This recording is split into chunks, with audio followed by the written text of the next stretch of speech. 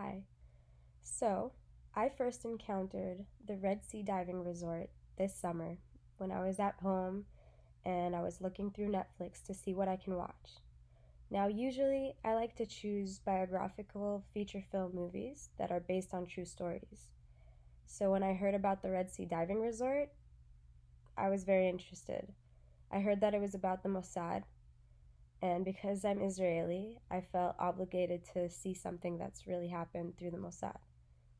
Now, this is a very unique story. It's actually about how the Mossad was helping the Ethiopian Jews in Ethiopia to escape during the 70s and the 80s through the Red Sea. So basically, it was a suicidal mission because they were taking them from Ethiopia to Saudi Arabia and from Saudi Arabia through the Red Sea all the way up to Israel. Now, if you look on a map, that's a far way. So when I heard about the story, I just immediately wanted to watch it. And I really connected to this movie. Like, as soon as I started watching it, I just felt glued to the screen. Like, I couldn't look away.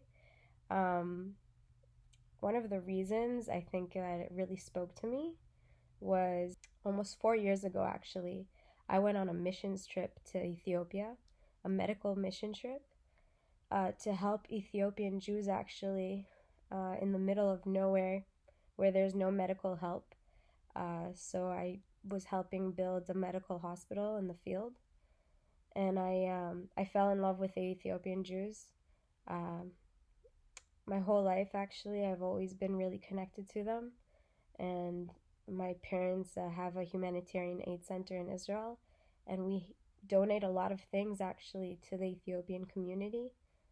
And so it's definitely touched my heart when I saw how Israel, the Israeli government, tried to rescue those Ethiopian Jews flee Ethiopia when it was such a dangerous place to be in, especially for them.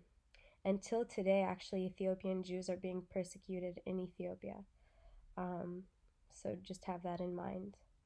Why is this piece of media my favorite?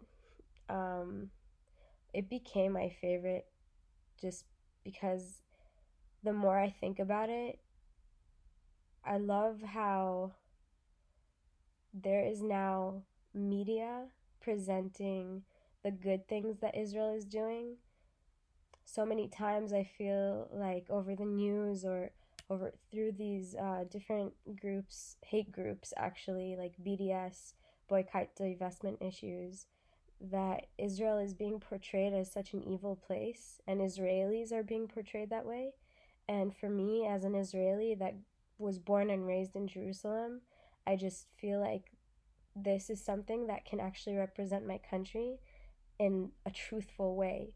Like, Israel has done many things to help and to rescue people in other nations all over the world.